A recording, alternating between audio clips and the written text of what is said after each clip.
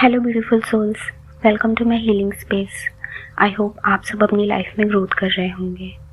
आज हम बात करेंगे फियर ऑफ अबैंडनमेंट के बारे में। फियर ऑफ अबैंडनमेंट का मतलब ये नहीं होता कि कोई चला गया, बल्कि ये होता है कि कोई बिना बताए चला गया। ये वो खौफ होता है कि शायद मैं इतना वर्दी नहीं हूँ कि वो रुक जाए। इसके बहुत सारे रीज़न्स होते हैं। बचपन में पेरेंट्स का डिवोर्स या सेपरेशन, जब बचपन में हमें इमोशनल सेफ्टी नहीं मिलती, जब कोई एक पेरेंट फिजिकली या इमोशनली अनअवेलेबल होता है, या कोई लव्ड वन का लॉस, या फिर लोग फिजिकली होकर भी इमोशनली एब्सेंट हो जाते हैं, या बार बार ये फील होना कि मैं अकेली हूँ या अकेला हूँ, तब एक बिलीफ बन जाता है कि लोग छोड़ जाते हैं, मैं अकेली रह जाऊँगी या रह जाऊँगा। यहाँ हम चाइल्डहुड वुंड के रूट में जाएंगे। जिस बच्चे को बिना एक्सप्लेन किए छोड़ दिया जाता है ना, उस बच्चे के दिमाग में ये बैठ जाता है कि अगर कोई मुझसे दूर हो रहा है तो ये मेरी ही कमी होगी या गलती होगी। उसका ब्रेन ये सीख जाता है कि अगर मैं ज़्यादा अटैच हो गया तो दर्द होगा, इसलिए वो या तो ओवर अटैच हो जाते हैं या फिर पहले ही डिटैच हो जाते हैं। और फिर जब बड़े हो जाते हैं तो वो बच्चा जो डरा हुआ था वो अंदर ही रह जाता है, पर वो बड़ा होकर हर खामोशी को रिजेक्शन समझने लगता है और हर डिस्टेंस को पनिशमेंट समझने लगता है। एडल्ट लाइफ में ये फियर अलग अलग फॉर्म्स में दिखता है। Over attachment, people pleasing, over giving, अपनी नीड्स को छुपाना, छोड़ दिए जाने से पहले खुद ही छोड़ देना, लेट रिप्लाई पर ओवर थिंकिंग, सीन पे छोड़ दिया तो पैनिक या एंग्जाइटी होना, किसी का बिजी होना मतलब ये सोच लेना कि अब मैं इम्पोर्टेंट नहीं हूँ। इसमें हम लव नहीं कर रहे होते, बस हम छोड़ दिए जाने से बच रहे होते हैं। ये एक बिटर ट्रूथ है कि फियर ऑफ अबैंडनमेंट प्यार को भी भीख बना देता है।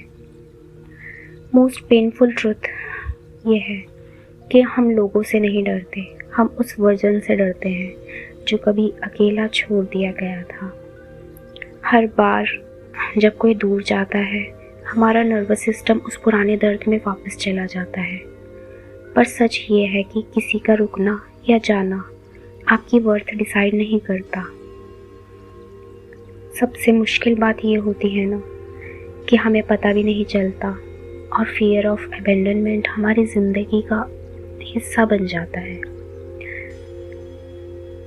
हम सोचते हैं ये बस मेरा नेचर है, मैं ज़्यादा सेंसिटिव हूँ या मैं ज़्यादा ही एक्सपेक्ट करती हूँ। दरअसल ये एक वुंड होता है जो इतना पुराना हो जाता है कि नॉर्मल लगने लगता है। जो दर्द बचपन में सरवाइव करने के लिए बना था, वही दर्द बाद में हमारी पर्सनैलिटी बन जाती है।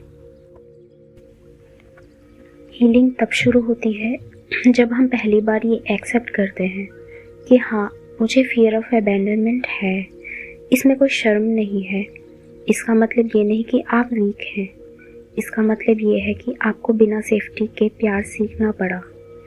जब तक हम इसे एक्नॉलेज नहीं करते, हम खुद को ही जज करते रहते हैं। और हीलिंग जजमेंट से नहीं आता, एक्सेप्टेंस से होती है।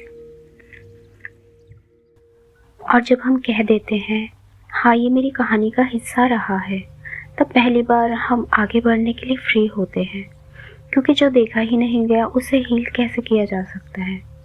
हीलिंग का मतलब ये नहीं होता कि डर कभी आएगा ही नहीं। हीलिंग का मतलब होता है कि डर कभी आए और आप खुद को अकेला ना छोड़ें। अपने इनर चाइल्ड को याद दिलाइए कि मैं यही हूँ, मैं तुम्हें कभी नहीं छोड़ूंगी। ओवर एक्सप्लेनिंग बंद कीजिए। जो समझना चाहता है वो बिना एक्सप्लेन के भी समझता है। साइलेंस को रिजेक्शन समझना छोड़िए। हर दूरी आपके खिलाफ नहीं होती। और आखिर में आपसे एक ही बात कहना चाहूँगी, जब आप खुद के साथ रुक जाते हैं ना, तब दुनिया के जाने का डर धीरे धीरे कम होने लगता है। आप अबैंडन नहीं हुए थे, आप बस समझे नहीं गए थे। और आज आप खुद को समझ रहे हैं। That is where healing begins. मैं आपके दिल से शुक्रगुज़ार हूँ कि आप अभी तक मेरे साथ बने हुए हैं और आप मुझसे कनेक्ट कर पाए हैं। Stay with me for more soulful content. Wish you love, health and prosperity. Thank you so much.